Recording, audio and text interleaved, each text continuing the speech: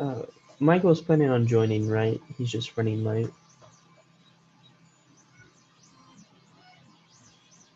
Maybe.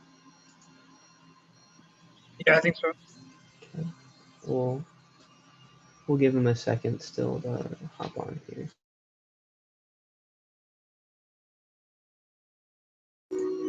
And anyone else as well who might be running.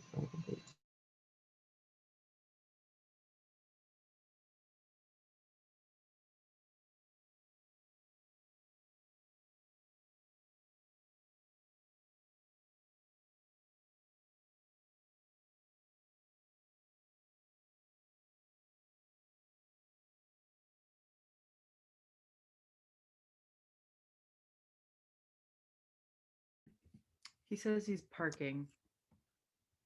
I don't know where. I hope that he doesn't think this is at the lab. Yeah, I know he said he thought it was originally, but he knows now. Questionable. We can go ahead and get started, and hopefully you can hop in before too long. Let's see. Let's do it this way.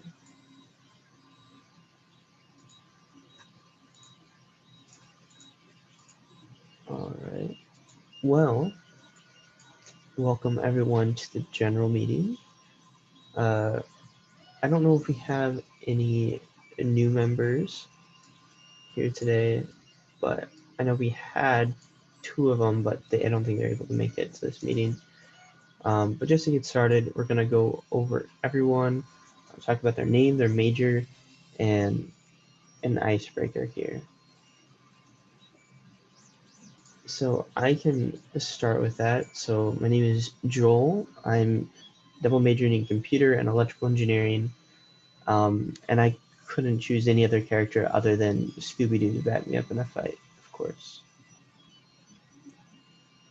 All right. Does someone else want to volunteer to go next, or do I need to call on people? I'm John. I'm a sophomore in mechanical engineering, and I wouldn't trust any of them because they're, I don't know, they're just not good people. I don't have anything to base that on. I've never seen Scooby-Doo, but the dog is owned by a person, even though he's sentient enough to like think and talk. That's messed up, man. But I rest my case. Blasphemous. I can go next. My name is OJ. I'm a sports media and communications and math double major. I mean, you have to pick Daphne. Like, yeah, yes, thank you, sir. I can go She'll mess next. you up. Yeah. I'm Shazia. I'm majoring in civil engineering, and the character I would choose would probably be Daphne or Scooby-Doo. I like both. All right, my name's Aaron. I'm a mechanical engineer, and I would have to go with Scrappy Doo, just because he's always ready for a fight. My name is Nicholas Christensen. I'm a mechanical engineer, and I would have to pick Fred because of that one What's New Scooby-Doo episode where they fight the wrestling ghost.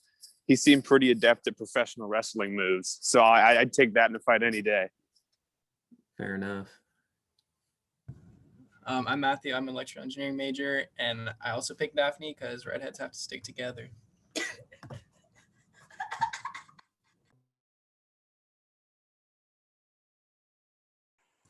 I'm Nick Mancuso. I'm a mechanical engineer.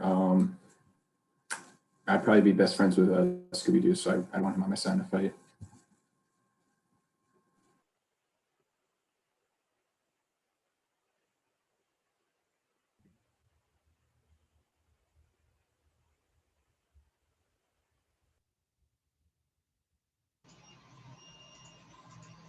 All right.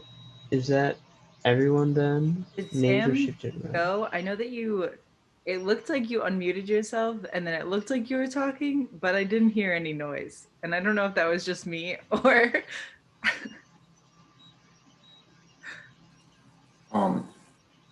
Wait, I didn't make any noise. No, Sam. Oh, okay. And I think Michael just hopped on as well. Hello. I was in traffic. I'm sorry. That's all good.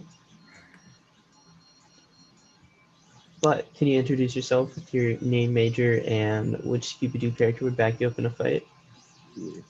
Name is Michael Hackett. People call me Mikey, but I don't have a preference. My major is math and physics. And for the Scooby-Doo character, me and John were discussing this last night. The only character I could name off the top of my head was Scooby-Doo. And I still don't know his name. Who's the guy that has like the bow tie? I thought his name was Jeff. It's not Jeff.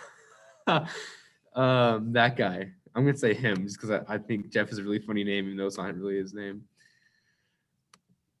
First What's of his all, name? it's an ascot and it's Fred. And this is just a disappointing performance from both you and John. Well, they should have named him Jeff. That's a much better name. Fred. I'm choosing Fred actually. Despicable. Just do like a Thank you, Michael. Thank you for choosing Fred. Absolutely.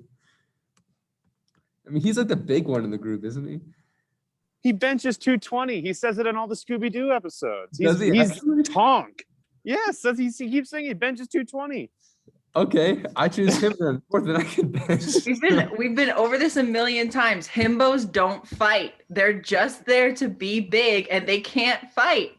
It doesn't matter. I'm choosing him. Maybe he's gonna be big enough where people won't mess with me. It's not gonna be a problem. Yeah, exactly. It's an intimidation factor. Yeah. You just give him a shirt that says like security on the back of it and nobody will mess with him. Weak tactics. Well, Give Fred a gun. For bringing it back to the question, the question is who would back you up, not intimidate. So I rest my case.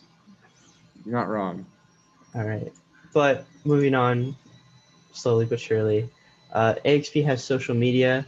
I don't know, MJ, do you want to say anything more about this? It seems pretty Get on cool. it. Follow us. No posts yet, but one day. Are you gonna block us if we keep like just sending snaps? Okay, so I don't know why you said us as if it was anyone other than you, but it depends, I guess. Depends on how much you act up. Okay, good to know. Yeah. We want it to be a professional social media, though, to be clear. Of course. All right. Just some other General Aerospace Club news. This Monday, it is E-Week, so that means there's all sorts of cool events going on. And one event that Sally, who I don't know how many of you know Sally, she helped put together, is this speaker, Nick Pudar. He seems pretty cool, but there's just a little bio there of what he is, what he does, but there's a Zoom that you have to register beforehand. We'd love to see you guys there at some point, or not at some point. It's Monday at 6 p.m. I don't know. I can't remember off the top of my head all the things that he's been involved in, but he serves on a board for kind of, I almost like to say, ethical use of cryptocurrency. He worked at Maven for a while, but those are just the things that stick off in my head, or stick out in my head, I should say. But I can't highlight that right now, so if someone wants to go in and share that link in chat, that'd be great. And of course, you all should know by now, I think, that we have a new lab space, SEC 241, or at least for this spring semester. And also this week is the spring career fair. I think it's like Tuesday, Wednesday, Thursday. So you guys should definitely attend that. It's super important for developing yourself as an individual, and that's ultimately what we want. All right. Anyone have any questions with that? All right. I'm gonna pass this off to MJ here. Okay, so I don't know if it's kind of a lot all at once, so I apologize for, just throwing this all at you guys, but after this it'll probably be over. So for a while it's been floated around of getting like a team jacket with the aerospace logo embroidered on it, and now it looks like the university name as well. And then basically just like each team has been making mission patches, kind of just in hopes of this jacket someday coming about. And I'm happy to announce that it is actually happening. And this is kind of the decider on like pick the color, style, stuff like that. I'm gonna paste all of these links into the chat. Awesome. Okay. And then, I'll basically cut off the jacket opinion stuff tonight. Since we were organizing it, got to wait until the AXP General Meeting to have everybody fill out what they wanted.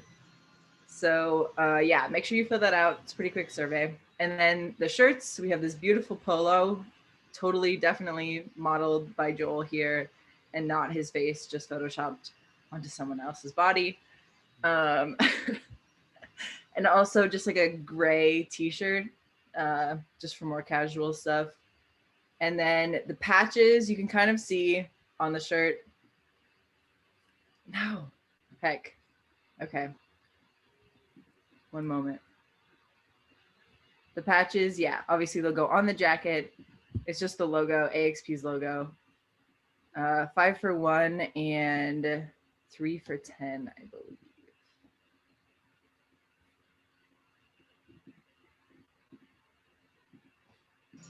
And are those forms getting cut off tonight as well, or?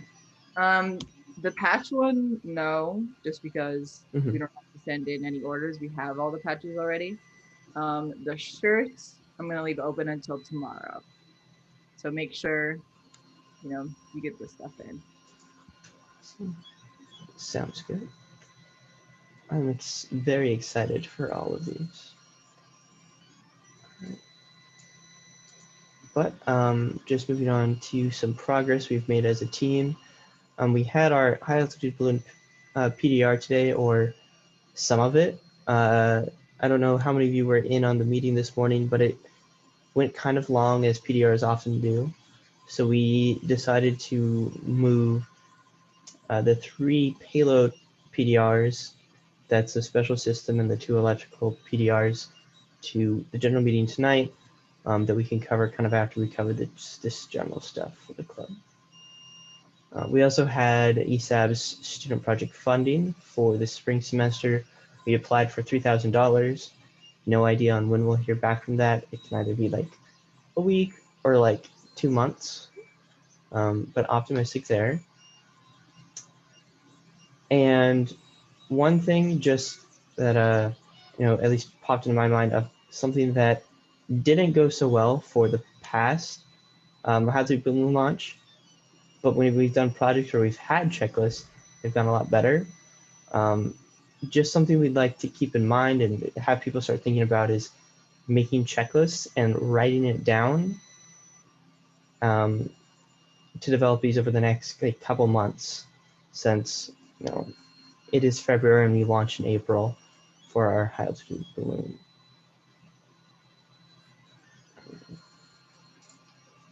Does that sound good to everyone? Maybe. Well, if no one else has any general AXP updates, we can move on to our sub-team updates. All right. So for electrical update, a few things, but one thing that, watching Perseverance land this week, I thought was really, really cool is about 2 years ago, there was an online form that I filled out to get my name on a little like USB stick that's now on Mars, which is really cool to think about. Does it really mean anything? No, but it's kind of cool to think about. So just had the idea of, I have the balloon touching near space, is there anything that we want to do as a club or to do with the Big Red Satellite kids in order to say, you know, we sent this into space? Another similar thing is Voyager had like a golden record. I don't know if you guys know about that, but it's kind of famous. They put all these, you know, if an extraterrestrial or knowledgeable beings came across it, this is the sample of humanity NASA decided, you know, should show humanity.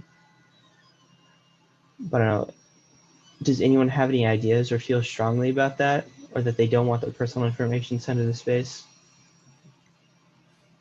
May I make a suggestion? Absolutely. A lot of HAB stuff like you see online is where like they'll send up a camera and it has like mounted like a little pole with like an object on the end of it, so you can see the object in space. We could send like some sort of 3D printed object that we made as a club, like a 3D AXP logo, or even an AXP patch pasted onto like a piece of material or something, and then it has backdrop against the curvature of the Earth. That requires like a camera and a whole setup and all this other stuff. A camera module even, but I saw that yesterday. I thought that was pretty cool. Absolutely. Yeah, but we are. Go ahead, there. I know Karen Stelling, you know, has talked to us a little bit about sending something out, just like something really small. You know, if we can't recover the HAB, you wouldn't really care if you lost it, but it would be cool to, you know, have something and be like, this has been to space or near space. In like the center, I think, you know, obviously it can't weigh very much, but that's also another option. Absolutely. Yeah, we'll have to think on that and see if there are any, if there's individually things people want to add, or if there's things we want to add as a club.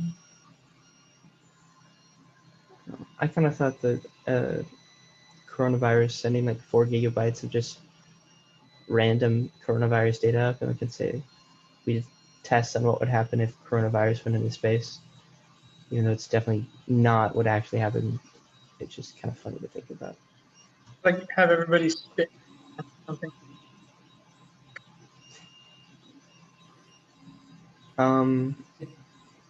It's an option for sure.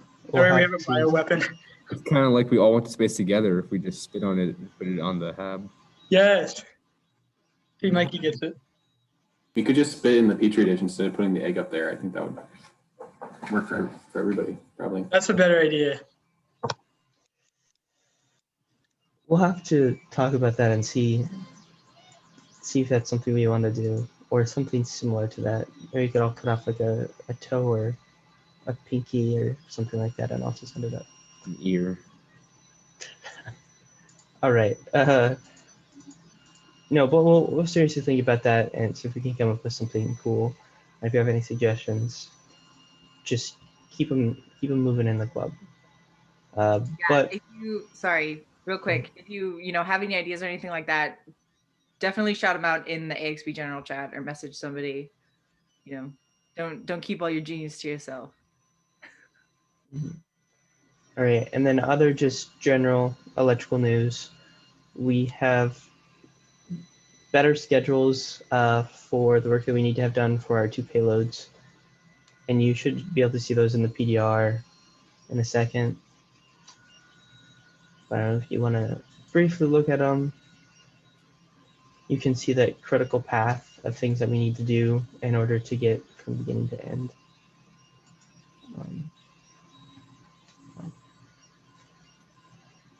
That's about, I think, all electrical has. Unless anyone else has anything to throw in. Should be good. All right. Hand it off. As you can hear from behind Joel, our parts are currently being printed. Oh, it's gone now. But wait, yeah, Joel, do you have a visual on that?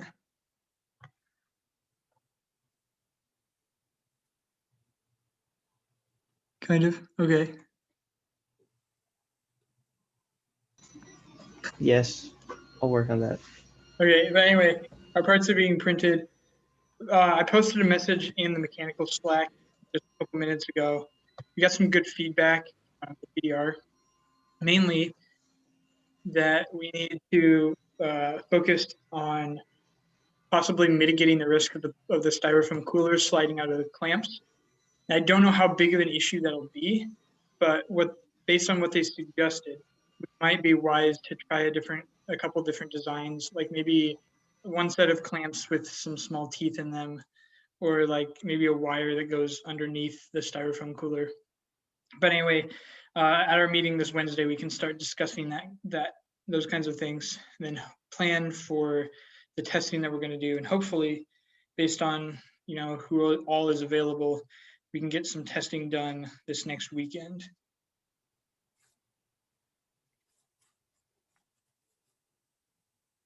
We also have the truss that's all welded together, and it looks really beautiful. I don't know if it's still in your room, Joel. It might be in the lab, but yeah, it looks cool. Very beefy, sturdy. All right. Anything else for mechanical? No, it's good. All right. So for special systems, after we're done with the PDR tonight, that's kind of one of the main big things in the past 2 weeks. We can start working on the heating systems, which I'm not really anticipating. It's going to take a lot of work to get the first one working. There's going to be a lot more work getting all 6 of them working. So we can start doing that soon. All the parts are in the mail, or all parts have been received. The solid state relays, the microcontrollers, and the heating pads. It's just a matter of figuring the code out and putting it all together. And then we can start, really doing stuff with sensors and whatnot. And then after we get the first one working, we need to start thermal testing as quickly as possible, because the last time thermal testing was one of the things that took unexpectedly a long time to kind of get working. So the sooner we can start that, the better. And then I thought we were waiting on a few more parts when I made this slide, but since talking to Joel, we actually have our other parts in the mail too. They just need to be collected.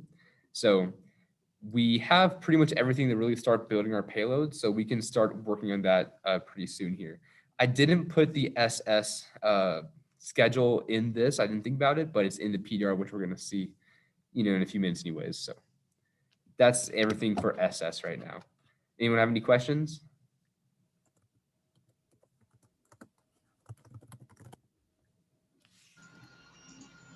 I'm excited to get to see your payload presentation in more detail, though. One more time. Just excited to see the PDR, Yeah. and all of that. For sure. All right. Well, current objectives. Oh, one other thing I forgot. But yes, we have our soldering workshop next Saturday. If you know about that, you should probably know about that. There's some videos that got sent out in a private Slack channel. So definitely try and watch those before next Saturday from 1 to 3 p.m. in the lab. But it should be like a fun time where we get to kind of hang out, practice soldering, learn soldering, and especially everyone that's doing rock on will have that time to at least become a little more comfortable with soldering, because we're not exactly sure how difficult some of those soldering joints are going to be with the rock on payload. Yeah, so then construction of payloads, that should be getting underway on the AXP team, and then pretty soon with the Big Red SAT teams with the build days as well. For that, members that are going to be helping with the Big Red SAT build days on Innovation Campus, they have to go through a orientation on Innovation Campus. If you've already been through an orientation for another club, or if you just are a member of Innovation Campus already, you do not have to go to on another orientation. But besides that, if you are planning on attending any of those days, you need to make sure and do that. And let me open up Slack really quick. I know I sent out a win to meet a while ago, and there are some people who have taken it, but definitely not everyone.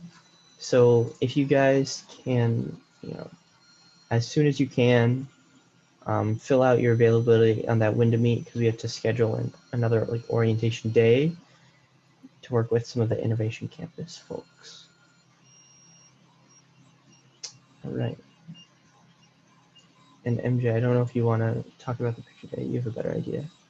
Yeah, so something that we did last semester, mostly for the BRS website at the time, was kind of like a picture day where, you know, people dressed up, got like a headshot taken, which, you know, a lot of people use them for LinkedIn profiles or just like on resumes if you want to be extra bougie. Just like having a professional photo of yourself is unfortunately, you know, something that's just kind of necessary. I know, you know, some people don't like their picture taken, but sucks to suck.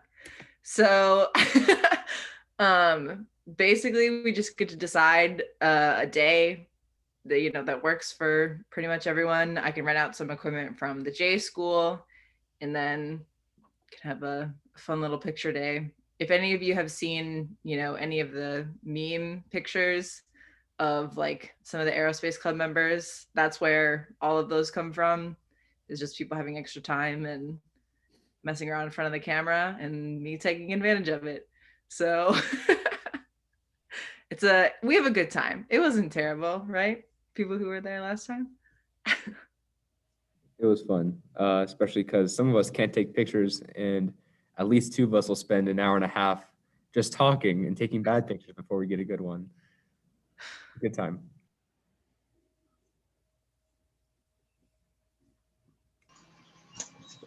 All right. Well, last but not least. Well, wait. Oh, yes. We have to pick a day. Does anybody have any suggestions? You know, within the next couple weeks would be ideal. Is there any particular day of the week that works well for anybody? Anything like that? I personally You know, we vote could do Sunday. it like during each of the sub team meetings. I can just check out the camera a couple times if that works best for everyone. Do you want to do it all at once? What do people think? What's the vibe?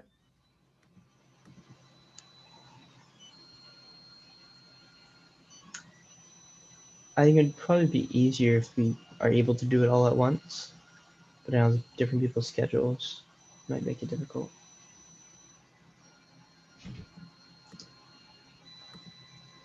I know last semester we had it on primarily on a Monday, right? Do you want another Monday, or? Personally, I'm also going to say anything. If we don't do it on Mondays or Wednesdays, that would be pretty great. So the other 5 days of the week, cool. First, that's just me though. I for sure can't do Wednesdays. So Wednesdays are pretty much out. But Fridays are probably the best for my schedule. Otherwise, Tuesday, Thursday. If that works better for other people, I can figure it out. I think Friday sounds pretty great. Does anyone else have any thoughts about Friday would be easy for sure. Friday works for me too. Yeah, Friday works. That'd work pretty good for me as well. Yeah. Okay. Sounds good. All right. I'll probably throw something up in AXP General. It'll probably be just a giant block of time. All my classes on Fridays are via Zoom. So I'll probably just rent out the lab and throw up a giant window. Come and get your picture taken. Okay. Thank you, everyone. Exciting. All right. Well, going forward, the biggest things are, sub teams are going to keep working, of course, but for the general club, try and attend those big red satellite meetings every Saturday, 10 to noon. And if you are planning on coming to any of the big red set build days on Innovation Campus, fill out that form. I guess I forgot to check. Fill out that form in Innovation Studio Orientation. And if anyone else is interested in attending those days who is not in that channel, please speak up now. Is anyone interested that isn't already in that channel? Maybe. Okay, that sounds good. If anyone decides that they want to attend one of those orientations, just let me know and I will try and find a time that works for everyone for orientation. But I believe that's all we have for just the kind of these general slides. If we want to go into the PDR now. And I don't know if you want to stick with the same order as before. If special systems is ready to go. Yeah, okay, I'm not muted. Yeah, sure. I can go ahead and share my screen.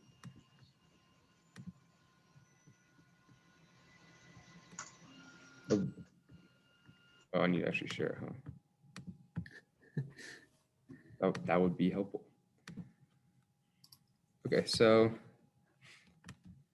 I'll go ahead and start us off for this one.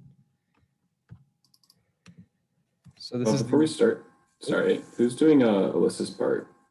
MJ. Okay. And then Aaron's still gonna be doing the heating. So, okay, cool. So this is the Special Systems PDR.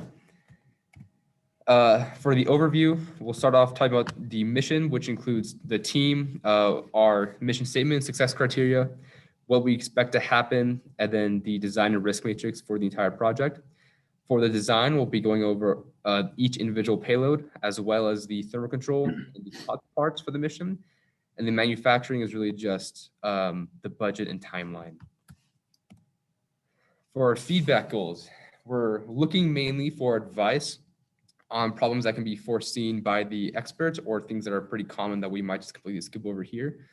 We would like professional appraisal of the entire setup as a whole, and the outside perspective we expect would be very useful with this product as well.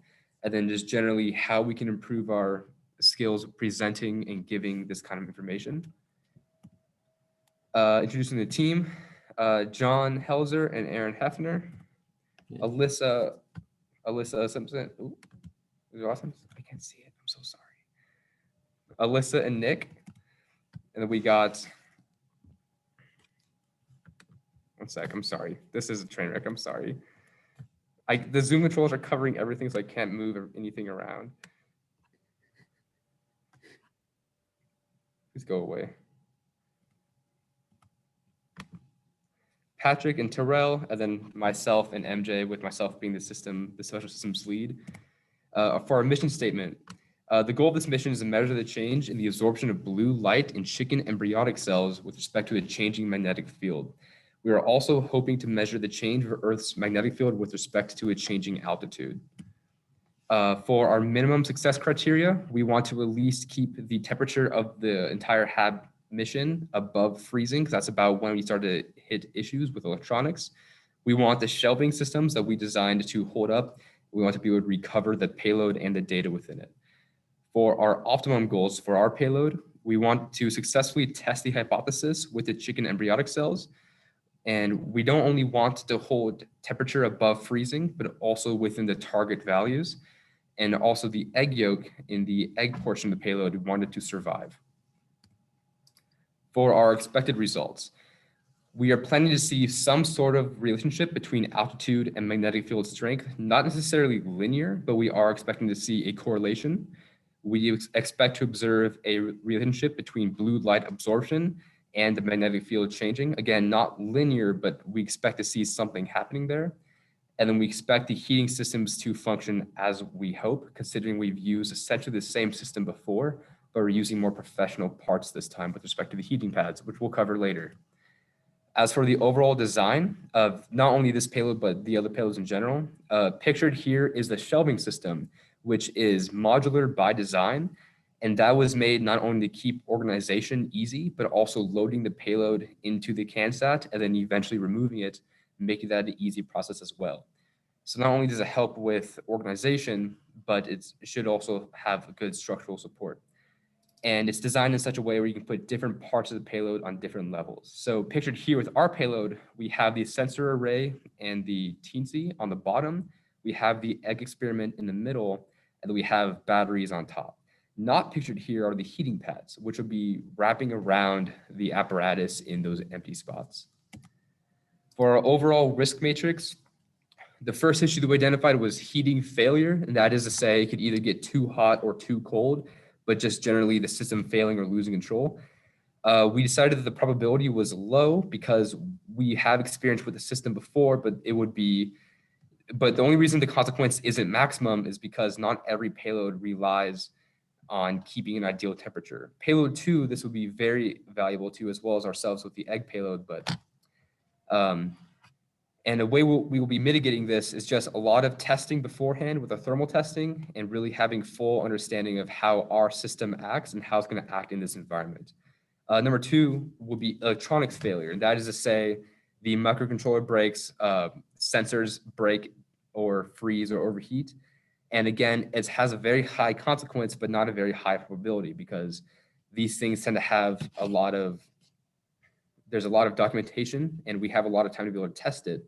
And so that's how we're going to mitigate that risk is just through testing, through experimenting to figure out how it's all going to really go. And number 3 would be support failure. That is the shelving. Again, not probable because it really is just 3D printed parts. And we put it where it is on the consequence because again, in the case of payload 2 with the mushrooms, that stuff breaking and collapsing on itself could prove to be a problem, but that shouldn't be a problem for every payload. Which is why it's not extremely high on the consequences list. Additionally, the CANSAT shape will keep it in line pretty well. And again, testing is the main way to mitigate this risk. Just going through drop testing, going through thermal testing, make sure nothing gets too brittle or breaks easily. Our concept of operations, about 15 minutes before launch, we will be loading the payload into the CANSAT. Around 10 minutes will power on the systems, which really means data collection, temperature control. About 5 minutes in, the data collection will begin. That's going to be taking measurements on the altitude and the magnetic field. And then we'll launch. And then the rest is pretty much the same for every other payload. We will reach apogee around 80 minutes in where the balloon bursts and the payload will begin to plummet back down. Parachute should deploy about 2 minutes later, and we should recover it about 180 minutes afterwards. And I'll pass this on to MJ for the egg light absorption payload. So we designed our experiment off of a different experiment conducted by the University of Tokyo, trying to figure out how flying animals, insects like birds and butterflies navigate. One theory was posed that it was due to a relationship between how cells absorb radiation or light and the change in the Earth's magnetic field. If you could go to the next slide.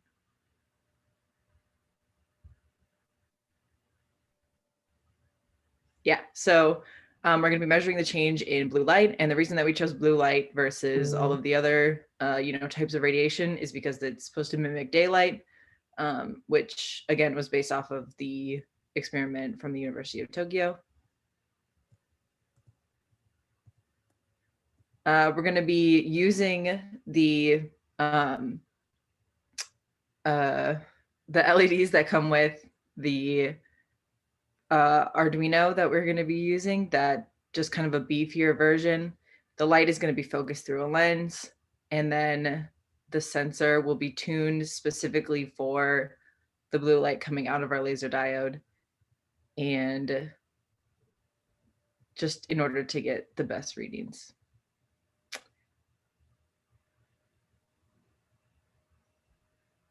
And then, Mikey, you'll just have to cut me off whenever I'm done presenting Alyssa's stuff, if that sounds good. Yeah, it's still on Alyssa's part. Okay. So for the risks, obviously, highest probability and highest consequence is that the eggs die. We believe that, if the eggs are dead, or if the cell is dead, then they won't be able to absorb radiation, or light, which will kind of wreck our entire experiment. So we're going to be performing a lot of tests to determine, the temperature and the pressure at which this will happen, and then hopefully design our heating system and our containment and atmospheric control around those ground tests. The light, if the light is not strong enough to penetrate the egg cell or the membrane, again, we're just going to be doing a lot of ground tests in order to determine, the best intensity. And if the effects on the egg are too small to observe, we're going to be testing on a range of organic materials. If one works better, if we find out on the ground that, the chicken egg doesn't work best, we can use other type of birds that do actually fly. We've considered looking at duck eggs and stuff like that. The enclosure breaking is kind of twofold, which it'll probably kill the entire experiment. So we're going to take extra care to make sure that the Petri dish that we're placing the egg inside of just stays tight. And yeah. All right, another big part of our experiment is measuring the magnetic field. Our goal here is to get accurate readings of the change in Earth's magnetic field with altitude. We basically want to determine 3 variables here. We want to determine the magnetic field, the B. We want to determine the altitude, and then we want to determine the absorption of the egg with blue light. This will allow us to plot the altitude against the magnetic field and also the absorption against the magnetic field. In order to execute this experiment, there are 3 main components we need. First, we'll have a magnetic field sensor. The one we've chosen has a lot of flight heritage, and it's sensitive to 0.00161 Gauss. Now, that may not sound like a lot, but when you consider the Earth's magnetic field only varies from about 0.3 to 0.6 Gauss, this magnetic field sensor is plenty precise for our use. We also need an altimeter to measure the altitude. And then finally, the last component that's crucial is Earth's magnetic field, which shouldn't be too hard to get our hands on. We've identified 3 main risks here. The first is that the magnetic field will change too weakly to be detected. If that happened, of course, it would be severe in consequence because our data would be void. But we believe that that's pretty low probability because we know that the Earth's magnetic field does change with altitude. Another risk is that the magnetic field readings would just fluctuate too much to be meaningful. Again, high consequence, but low probability. And then the final risk is that the magnetic field sensor would malfunction partway through the flight. This would be fairly unlikely, but the severity would depend on how far into the flight the magnetic field sensor malfunctioned. If it stopped working immediately, then of course we wouldn't have any data. But if it stopped working, like say halfway through, then we would still have some experiment to go off of. In order to, I'm not done yet. In order to mitigate these risks, we're basically just going to do a lot of testing. We know that we can acquire magnets like bar magnets or solenoids with known magnetic field strengths. And so we can use those to calibrate our sensor. Additionally, we're going to be buying a magnetic field sensor that has a lot of flight heritage, so it's very unlikely to actually malfunction. And then finally, as I said, depending on how far into the flight our magnetic field sensor would stop working, we could salvage some of the data. Another way we could mitigate the risk of not having data from the magnetic field is by using the redundant data from Dr. Nero. As he mentioned during our PDR this morning, his team of undergraduate students is also measuring a lot of variables in the atmosphere. And so if they're also measuring magnetic field with altitude, then we can take their readings of magnetic field altitude compared to our readings of altitude and get a good estimate of the magnetic field. Now I'm going to pass it off to somebody else for the thermal control. All right, I'll be taking over thermal control in electronics. So our goal is to successfully keep the entire mission thermally controlled, make sure it doesn't freeze or get too hot, as well as store and collect data for our payload. That's more on the electronic side rather than the thermal. So our control design overview, we have 2 small steel mesh heating pads per CANSAT in the payload, and they're going to be most likely against the walls of your CANSAT, preferably tight, not in the way of anything else. Just kind of wrap it around, get the ambient heat. Each payload's thermal control is a standalone system, so they're not going to be interconnected. And each one will be controlled with a AT Mega Pro microcontroller. Our basic electronics layout and thermal control, we're gonna have our temperature sensor, which will go to our microcontroller, which is fed by our batteries, our solid state relays, and then our heating pads. Our control power budget, we're estimating 18 watt hours per thermal control unit over the mission, and that'll add up to estimated 108 watt hours over the entire mission.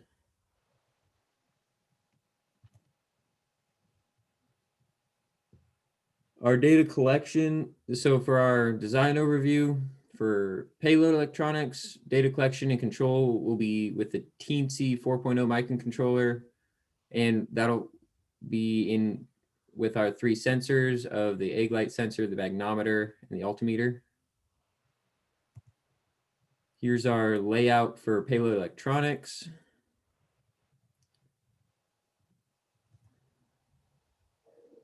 So our power budget for electronics, we're using batteries, and they require a continuous power of 705 milliwatts. And we are adjusting that for 1.2 safety factor just to make sure we're not blowing anything up or overloading anything. For estimated 4-hour operation time, the payload's power budget is calculated for 2.82 watt hours. So on a risk matrix for this, our first one is we could have no control over the heating pads, so they could either overheat or underheat, either freezing the CANSAT and whatever's inside it, or overheating it and possibly melting the styrofoam, causing catastrophic failure. We could have issues with the pads themselves being low quality, and then cooking the eggs or freezing the egg for our payload was an issue. Failure of the pads, also an issue, and we really don't want to melt the styrofoam container at all. How we're going to deal with these risks is we're performing thermal testing to ensure solid understanding of the hardware and the coding, just making sure everything's going to work, and we're repeating the test over and over. For additional backup, we're possibly thinking about having an additional backup on board the HAB. Performing tests to find optimal temperature range so we can control the temperature range a little bit, make sure we find that nice sweet spot. And we're really going to make sure if the pads fail, the insulated container might help keep it warm enough until it gets back to the ground.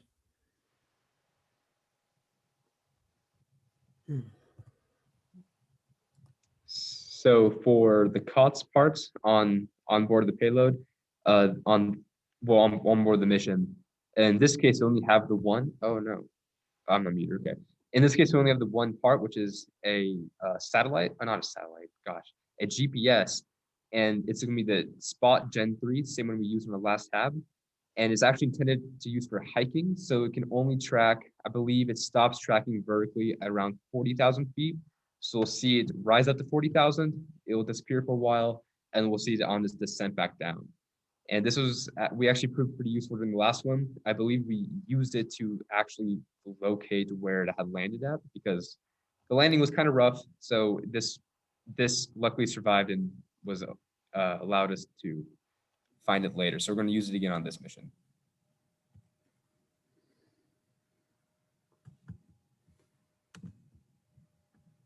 Terrell?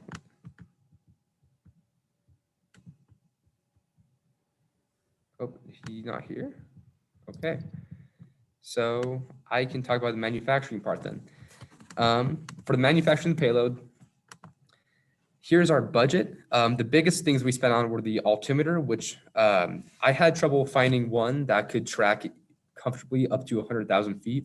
And it does it by measuring the pressure of the atmosphere, which is why it gets kind of to be a problem after a few dozen thousand.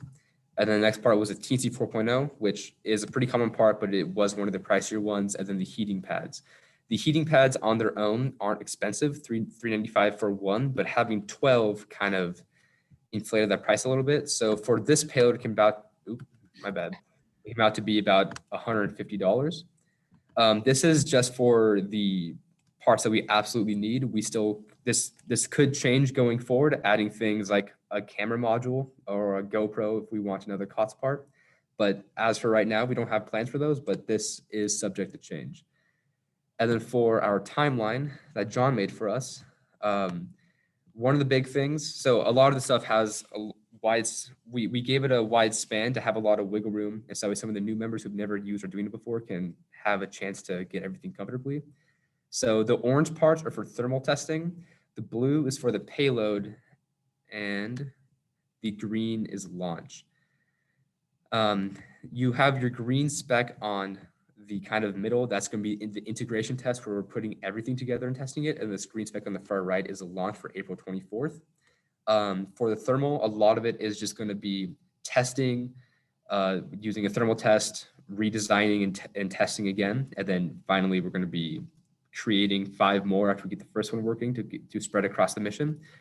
And then for the rest of it, again, figuring out the sensors, getting everyone comfortable with the project is we have a lot of wiggle room, but we don't expect it to really take this much time. And then another important part for the payload is the integration test. That is getting everything onto breadboards and getting everything to work together in that kind of dry run before finally soldering things together and going with an integration test. So any questions for the special systems sub-team?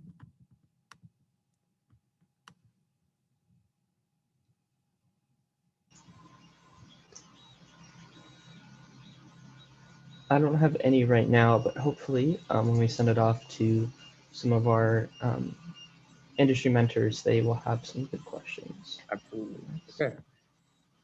Does anyone else have anything that they want to ask about, or are we good to move on?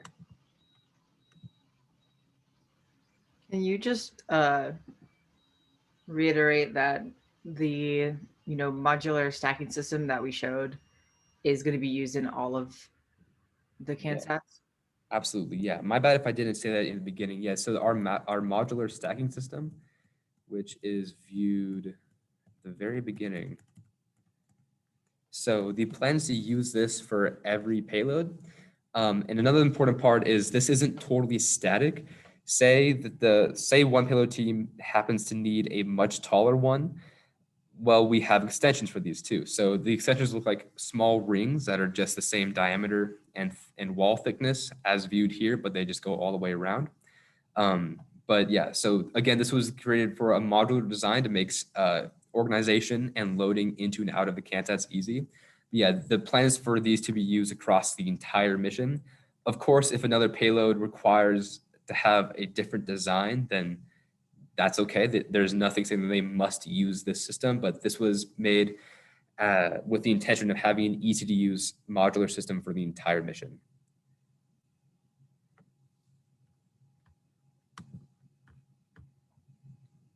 Okay. Again, if nobody has any questions, then we can pass this on to the next payload PDR. Okay, I will stop sharing then.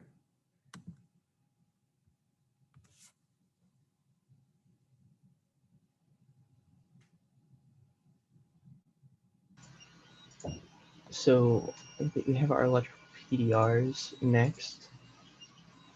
Matthew and or Sam, would either of you like to share the slides? Or I have them up if you'd rather I do. Is my mic working now? It is. Perfect. Okay, I can either have the mic or the camera, so we're gonna go with the mic. I can share the slides if that's fine. Sounds good. Pull those up just a second.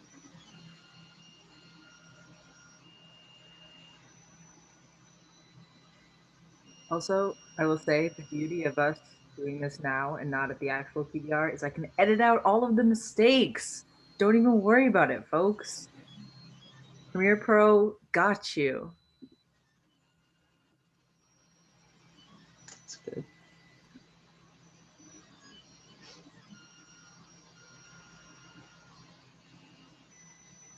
Just sharing the right screen? I can't tell. Yes, I believe so. Perfect. I think Michael's up first, or Matthew. Rather. Yeah. So yeah, our first payload is an XP payload. All right, so our overview, we have our mission with our mission statement, objectives, and our expected results, and our concept of operations. And then after that, we go into the design of things where we talk about am I lagging or am I good? You're good. Okay, sorry, I was like, okay. Then we talk about the electrical and mechanical subsystems. Then after that, we talk about the manufacturing with our budget.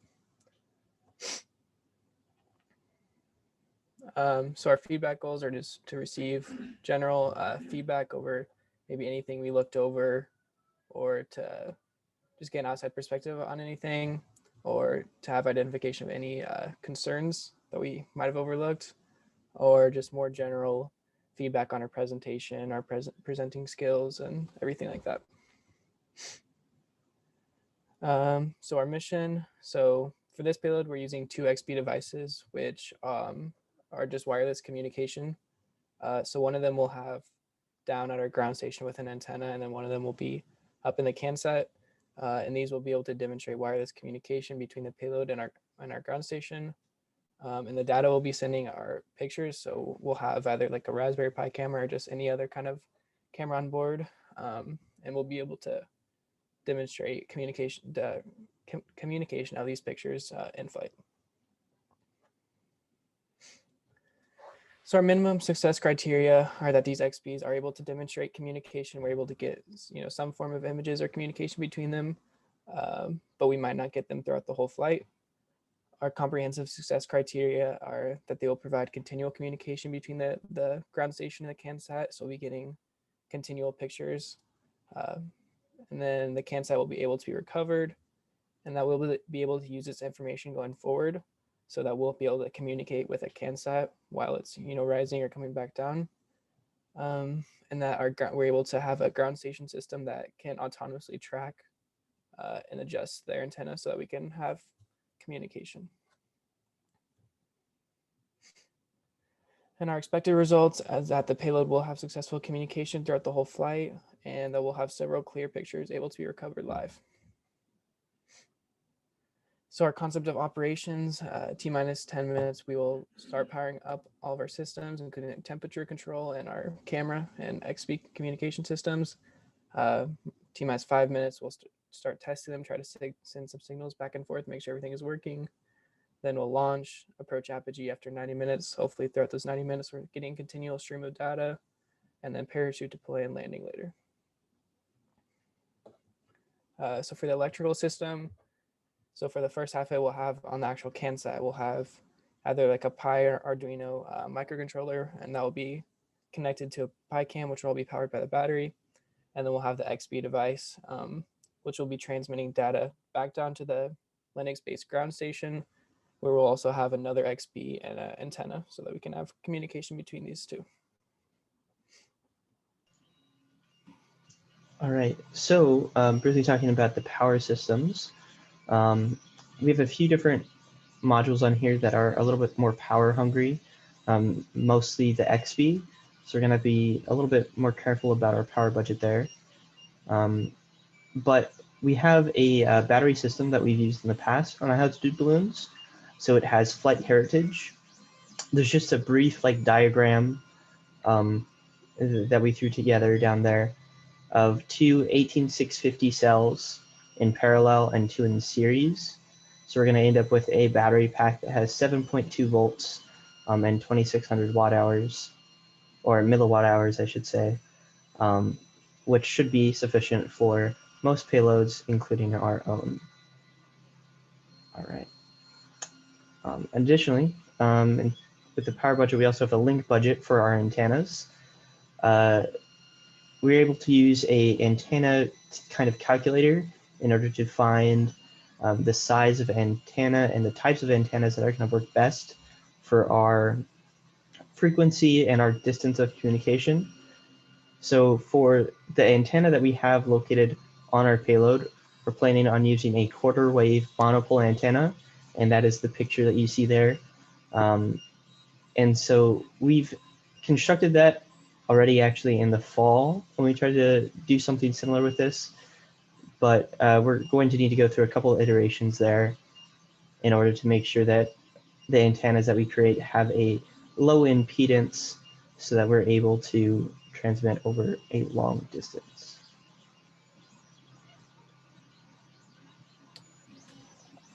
So for our risk matrix, we have identified a few different sources of failures. So the AXP system failure and Pi camera failure are both pretty high consequences because if either of these fails, our main payload just won't really work. But since these are both very viable commercial products that have flight heritage, it's pretty unlikely that they will just fail. Something else that has a higher probability is the payload exceeds the antenna range. This isn't as high consequence though, because if it does happen to exceed the antenna range, it still means that we had been getting data back prior to this, and it'll still be, we will still have some sort of success if we are getting data back, even if the payload does exceed the antenna range.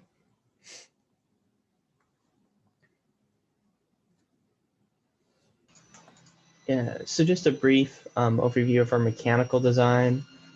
Of course, our payload is focused around the electrical systems and the communication, but we are going to have the thermal control from special systems, that package heating system, which should help us abstract away some of that complexity. But as far as everything else, we need to have rigid mounts for our antenna and camera, which are going to be mounted external to the styrofoam container. And we are planning on having, the stacked tray system that the special systems team has been designing to hold all of our internal electronics as well. And so just a few risks that we have identified for the mechanical system. Something that isn't a super high probability is that the camera and or antenna are snapped off once a parachute is deployed right after apogee. And while that would be, pretty detrimental to our payload, as we wouldn't really receive any data for the second half of the experiment, it's not very likely. Something that is a little bit more likely is that electronics trays inside of the payload slide around a little more, but that's not going to have the biggest consequence. There's a chance that it could, knock a wire loose or something, but we're going to do our best to mitigate that by going over all of our soldering connections and having multiple people check each other's work. And, something that we could definitely see happening, but isn't super impactful, when the payload actually lands, because the antenna will be mounted probably near the bottom or just external to the styrofoam container, they could be damaged and just not used in the future, but that'd be okay because we'd be able to have that data transmitted throughout that entire flight. And for manufacturing the payload, we have our timeline listed here. Some main things to pay attention within this outline here is the XP communication validation. That's going to be our major step that we're working on right now. We've made some progress, but we still need to validate that we can communicate and the protocols we're able to use. Once we do that, we need to go through some different antenna testing and do some impedance tests with our antennas, as well as that's going to include a distance test to see what type of range we can get out of the XPs currently.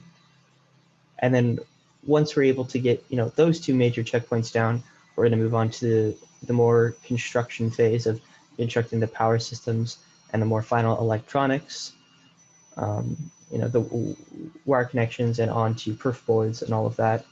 And once we're there, we should be able to also have worked on some image compression code just to make sure that we're not sending too much data or not wasting how much data that we're able to send. And then kind of towards the end of the process, that's when we plan on working with the ground station more. We understand that this is going to be a difficult payload for us to finish, but if we do end up having success early on, we're going to have more time towards the end to maybe attempt to make an autonomous ground station with like a 3-axis control to point an antenna towards the general direction of where the high altitude balloon is, based off of some Habersign functions and GPS data we're going to be getting back from the other payload that we're going to talk about in a second. Right. And for our budget here, a fairly typical budget when it comes to our high altitude balloon payloads, but our XPs are slightly more expensive than the typical sensor. But comparing it to our next payload, it's going to seem pretty cheap. Does anyone have any questions for that payload before we move on?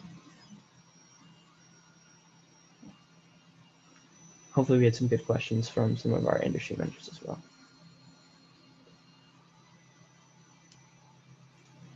Alrighty. So the second electronics payload will be focused mainly around Globalstar communication. So we'll go over our mission statement, objectives, expected result, concept operation, then design. We'll get over the electrical and mechanical subsystem, and then take a look at how the manufacturing will work and the budget. So again, we're looking for really some external views and outside opinions to go over things that we might have just completely overlooked or not considered at all, and have more experience. You might have more experience in that with us. And they're also just looking on general feedback on how our model is and how our presentation is looking. As for the mission itself, we're going to mainly focus this entire mission around using and learning about the Globalstar Simplex communications, which is a satellite communications module, and we're trying to get familiarity with the system before we aim to use it in an actual CubeSat application. So we're going to be transmitting data from onboard atmospheric sensors live to the ground using the satellite network, and the data collected mostly just going to be atmospheric sensor data, and it will kind of serve as just backup for all the other payloads who might have that data useful but may not have the room to put extra of those sensors in their payload, as well as just a way for us to recreate a general flight path and what the conditions of the satellite were like at all times. Our minimum success criteria is just receiving a decent amount of transmissions in flight, at least a few from the earlier stages, and at least be able to recover some of that atmospheric data from storage on an SD card if it's not transferred. Comprehensive success criteria, we want to have minimal to no loss in signal prior to the balloon burst. At the time of the balloon burst, it's almost certain that we're going to at least drop signal for some period of time, but we'd like to have a pretty full signal up until then, and at least hopefully to recover afterwards. And then we definitely are looking to recover the payload mostly on damage on the ground and to be able to transmit that data throughout the flight. So we're expecting that the payload will successfully send regular transmissions of the data with few or no drops in coverage. We're looking for every minute to every 2 minutes, something around that area. And then we're also looking that the atmospheric data will be covered and that it will be useful to analyze the flight path. Our concept operations, at 10 minutes before the launch, we're going to power all the systems and check the transmission of the Globalstar on the ground, just to make sure that it's actually sending and receiving data. Then at 5 minutes beforehand, we're going to actually start the data collection and transmission and keep it in that loop until it starts to launch, T0. Then about an hour and a half in, we're going to get to the apogee, the balloon's going to burst.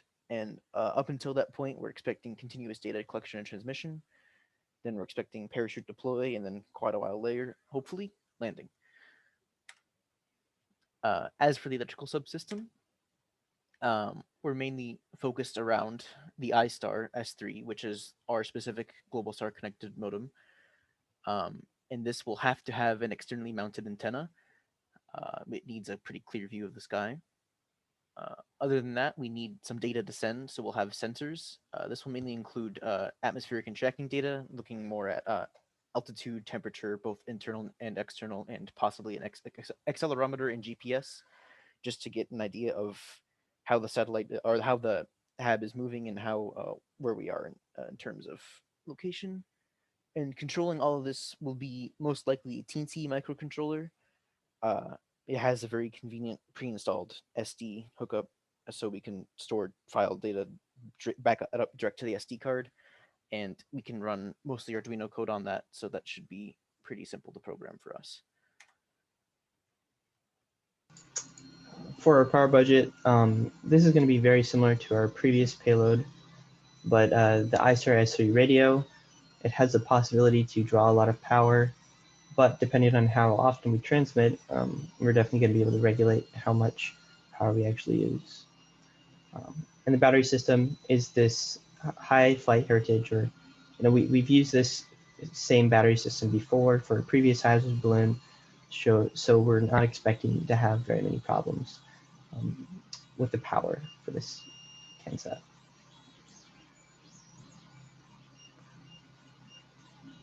Slides out of order, but so the risk matrix for this main concerns are that we're going to lose signal from the global star. It's very likely that this will happen at some point. It's already noted that this is probably going to happen when the balloon bursts. As long as we have correctly designed the code, we should be able to account for this so that it'll attempt to regain transmission signal if it loses it. But there is also a chance that it could lose the signal and not be able to recover it, which, depending on when this happens in the flight, could be kind of detrimental to the whole purpose. It's also possible that at some point we're going to get a loss of sensor data, or some of the sensor data will be incorrect.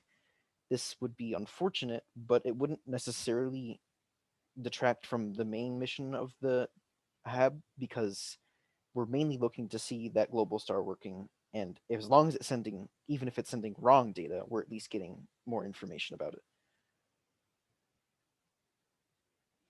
Onto the mechanical subsystem.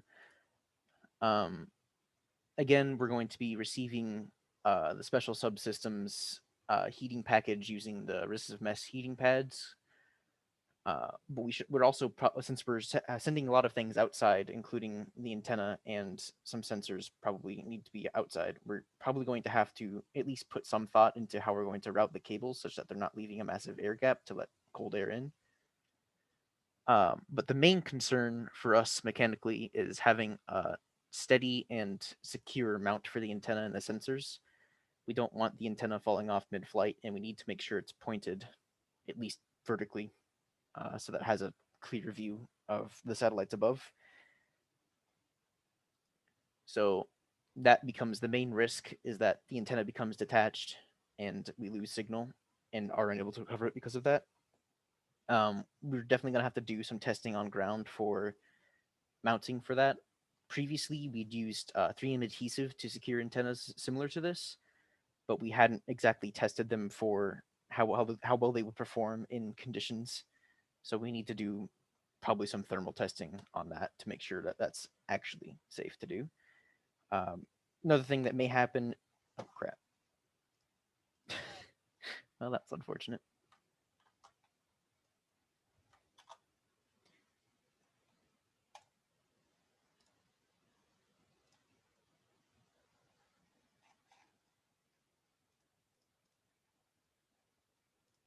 At least we have MJ to edit all this out, right? I got you. All right, just like nothing happened. Another thing that may happen is that the temperature control system may fail. There's not a huge chance of this. We've run similar systems before, but if it does fail, there's potential that it could cause our electronics to malfunction or completely fail altogether.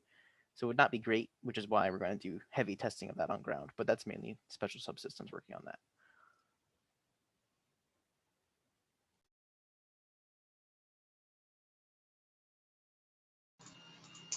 All right, so kind of our timeline and when it comes to manufacturing this payload, the main things to see here is that we actually haven't been able to do much testing with the Globalstar radio yet, because we're waiting to get it back from a firmware update from near space launch.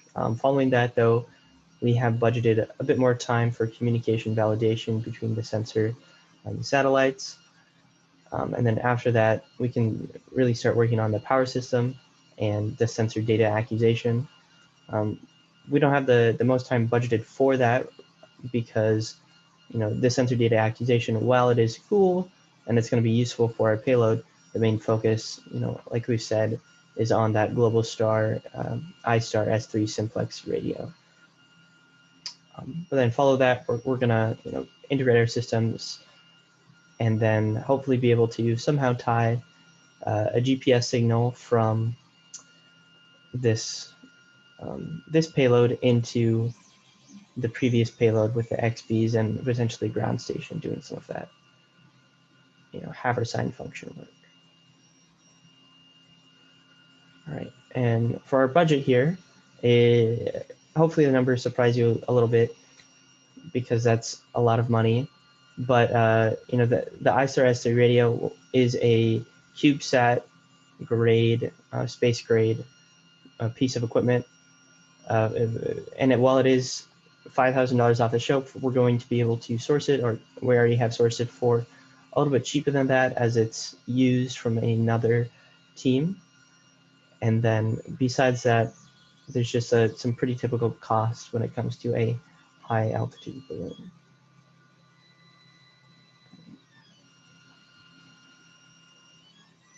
Any questions for this payload though?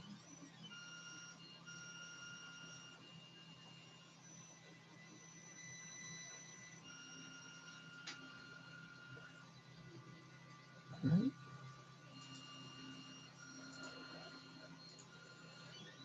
Sounds good.